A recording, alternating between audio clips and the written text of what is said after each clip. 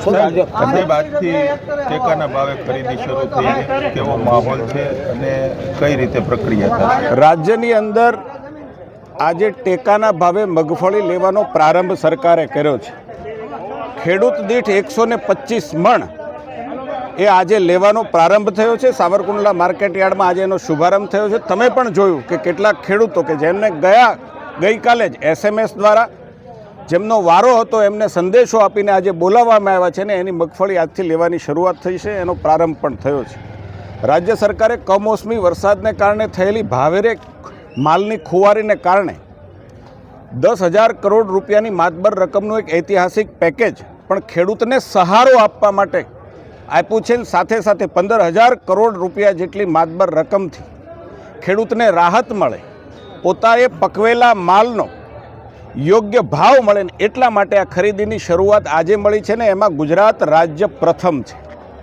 એ વાતનો મને આનંદ છે કે જે પારદર્શક રીતે ખરીદી થાય છે એમાં પણ હું આ કમિટીની અંદર દેશભરની કમિટી જે છે એમાં બેસું છું એટલે મને ખબર છે કે ગુજરાતે હંમેશા અવ્વલ નંબર રહ્યું છે. કેટલીક ટેકનિકલ ખામીઓને કારણે, ટેકનિકલ એટલે કે નેટની ખામીને કારણે કેટલીક નાના મોટી વિસંગતતાઓ ક્યાંક હશે.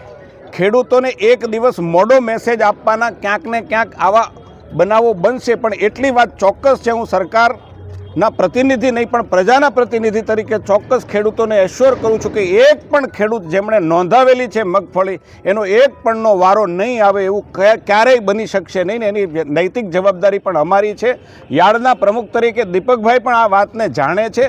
કોઈ પણ ખેડૂતને જેમણે નોંધાયેલા છે એમને કોઈ પણ પ્રકારનો અન્યાય ન થાય. ક્યાંક નેટની કનેક્ટિવિટીને કારણે નાના મોટો ટેકનિકલ પ્રશ્ન રહ્યો હોય તો અમે એમ માનીએ છીએ કે એ વાતને દરગુજર કરશો અને અમે એ વાતનો એશ્યોર ફરીથી આપીએ છીએ કે એક પણ ખેડૂતનો જે નોંધણી કરાવી છે એનો વારો નહીં આવે એવું ક્યારેય નહીં બની. સાહેબ, કેટલાક ખેડૂતો એવું કહી રહ્યા છે કે કમોસમી વરસાદના કારણે માલની ક્વોલિટી થોડીક નબળી છે, તો એની ગુણવત્તાના આધારે જ કે એમાં કોઈ બાંધછોડ કરવામાં આવશે?